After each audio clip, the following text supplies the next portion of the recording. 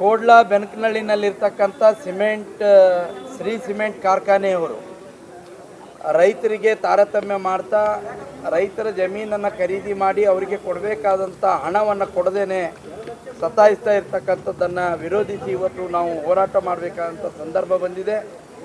ಅನೇಕ ಜನ ರೈತರಿಗೆ ಏನು ಡಿಫರೆನ್ಸ್ ಅಮೌಂಟ್ ಕೊಡಬೇಕಾಗಿದೆ, ಇಲ್ಲಿವರೆಗೂ ಕೂಡ ಕೊಟ್ಟಿಲ್ಲ. ನೂರಾರು ಜನರಿಗೆ ಉದ್ಯೋಗವನ್ನು ಕೊಡಬೇಕಾಗಿತ್ತು, ಉದ್ಯೋಗವನ್ನು ಕೊಡೋದ್ರಲ್ಲೂ ಕೂಡ ತಾರತಮ್ಯತೆಯನ್ನು ಮಾಡಿದ್ದಾರೆ, ವಂಚನೆಯನ್ನು ಮಾಡಿದ್ದಾರೆ. ಕಾನೂನನ್ನು ಉಲ್ಲಂಘಿಸಿ ಕಾರ್ಖಾನೆ ಅಲ್ಲಿ ವಾಯು ಮಾಲಿನ್ಯವನ್ನು ಕೂಡ ಮಾಡ್ತಾ ಇದೆ. ಹಾಗಾಗಿ ಇವತ್ತು ನಾನು ಮಾನ್ಯ ಡಾಕ್ಟರ್ ಚಂದ್ರಪ್ರಕಾಶ್ ಪಾಟೀಲ್ರಿಗೆ ಆಗ್ರಹ ಮಾಡ್ತೇನೆ, ನೀವು ರೈತರ ಪರವಾಗಿ ನಿಂತ್ಕೊಂಡು ರೈತರಿಗೆ ನ್ಯಾಯ ಕೊಡಿಸ್ತಕ್ಕಂಥ ಕೆಲಸವನ್ನು ಮಾಡಬೇಕು.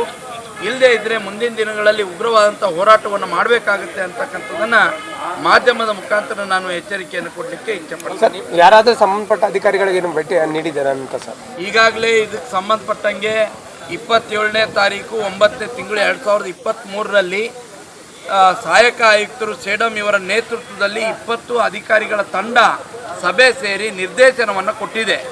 ರೈತರಿಗೆ 3,68,000 ರೂಪಾಯಿ ಪ್ರತಿ ಎಕರೆಗೆ ಹೆಚ್ಚುವರಿಯಾಗಿ ಹಣವನ್ನು ಕೊಡಬೇಕು 400-500 ಜನ ರೈತರಿಗೆ ಅನ್ನೋಂಥದ್ದನ್ನು ಇಲ್ಲಿವರೆಗೂ ಕೂಡ ಕೊಟ್ಟಿಲ್ಲ. ಮತ್ತು ಏನು ಸುತ್ತಮುತ್ತಲಿನ 8 ಹಳ್ಳಿ ಗ್ರಾಮದ ರೈತರಿಗೆ ಇವತ್ತು ಬೆಳೆ ಹಾನಿ ಆಗ್ತಾ ಇದೆ, ಆ ಬೆಳೆ ಹಾನಿಗೆ ಪರಿಹಾರವನ್ನು ಕೂಡ ಕೊಡಬೇಕು ಅಂತಕ್ಕಂಥದ್ದನ್ನು ಕೂಡ ಆ ಸಭೆಯಲ್ಲಿ ತೀರ್ಮಾನ ಆಗಿದೆ. ಆ ತೀರ್ಮಾನಕ್ಕೂ ಕೂಡ ಕಂಪನಿಯವರು ಕ್ಯಾರೆ ಅಂತ ಇಲ್ಲ ಅನ್ನೋವಂಥದ್ದನ್ನು ನಮ್ಮ ಗಮನಕ್ಕೆ ಬಂದಿದೆ.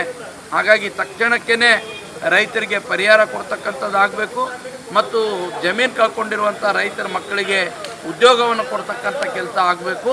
ಮತ್ತು ಏನು ವಾಯು ಮಾಲಿನ್ಯ ನಿರಂತರವಾಗಿ ಮಾಡ್ತಾ ಇದ್ದಾರೆ ಅದಕ್ಕೆ ಕಡಿವಾಣ ಹಾಕಬೇಕು ಅಂತಕ್ಕಂಥದ್ದು ಕೂಡ ನಮ್ಮದು ಆಗ್ರಹ ಇದೆ. ಸರ್, ನಿಮ್ಮ ಅವಧಿಯಲ್ಲಿ ಇದೇ ಸಮಸ್ಯೆ ಕೂಡ ಇತ್ತು, ಅವಾಗ ನೀವು ಏನು ಕ್ರಮ ತಂದಿರೋ? ನಾವು ಆವಾಗಲೂ ಕೂಡ ಅದ್ರ ಬಗ್ಗೆ ಯಾವ್ಯಾವ ನಮ್ಮ ಗಮನಕ್ಕೆ ಬಂದಿದೆ ಅಧಿಕಾರಿಗಳ ಸಭೆ ಕರೆದು ಅದಕ್ಕೆಲ್ಲ ನಿರ್ದೇಶನವನ್ನು ಕೊಟ್ಟಿದ್ದೇವೆ. ಆದರೆ ರೈತರ ಜಮೀನಿಗೆ ತಾರತಮ್ಯ ಮಾಡಿದ್ದಾರೆ ಅನ್ನೋಂಥದ್ದು ನಮಗೆ ಈಗ ಗಮನಕ್ಕೆ ಬಂದಿದೆ. ಸುಮಾರು 3,68,000 ರೂಪಾಯಿ ವ್ಯತ್ಯಾಸವನ್ನು ಮಾಡಿದ್ದಾರೆ ಅಂತಕ್ಕಂಥದ್ದು. ಹಾಗಾಗಿ ಕೆಲವು ರೈತರಿಗೆ ಮಾತ್ರ ಹಣ ಕೊಟ್ಟು ಇನ್ನುಳಿದ ರೈತರಿಗೆ ಕೊಡದೇ ಇರ್ತಕ್ಕಂಥದ್ದು ಇದು ಅನ್ಯಾಯ ಆಗಿದೆ ಅಂತಕ್ಕಂಥದ್ದು ಗಮನಕ್ಕೆ ಬಂದಿದೆ. ಹಾಗಾಗಿ ಆ ಎಲ್ಲ ರೈತರ ಪರವಾಗಿ ಹೋರಾಟ ಮಾಡ್ತಕ್ಕಂಥ ತೀರ್ಮಾನವನ್ನು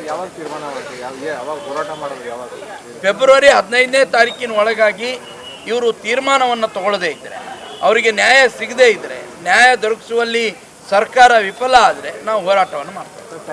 ಶ್ರೀ ಸಿಮೆಂಟ್ ಕಂಪ್ನಿ ಏನು ಭೂಮಿ ಕಳೆದುಕೊಂಡಂಥ ರೈತರಿಗೆ ಏನು ಅನ್ಯಾಯ ಮಾಡ್ತಾ ಇದೆ. ಇವತ್ತು ಭೂಮಿ ಕೊಟ್ಟಂಥ 400 ರೈತರು, ಅವರಲ್ಲಿ ಇವತ್ತು 11,68,000 ರೂಪಾಯಿ ಕೆಲವೇ ರೈತರಿಗೆ ಕೊಟ್ಟಿದ್ದಾರೆ. ಇನ್ನುಳಿದಂಥ 90% ರೈತರಿಗೆ ಬರೀ 8 ಲಕ್ಷ ರೂಪಾಯಿ ಮುಟ್ಟಿದ್ದಾವೆ. ಅದಕ್ಕೆ ನಮ್ಮ ಆಗ್ರಹ ಏನಿದೆ ಅಂದರೆ, ನೀವು ಆ ರೈತರಿಗೊಂದು ಈ ರೈತರಿಗೂ ತಾರತಮ್ಯ ಮಾಡಬೇಡ್ರಿ, ಎಲ್ಲ ರೈತರಿಗೂ ಕೂಡ ಒಂದೇ ನ್ಯಾಯ ಕೊಡ್ರಿ.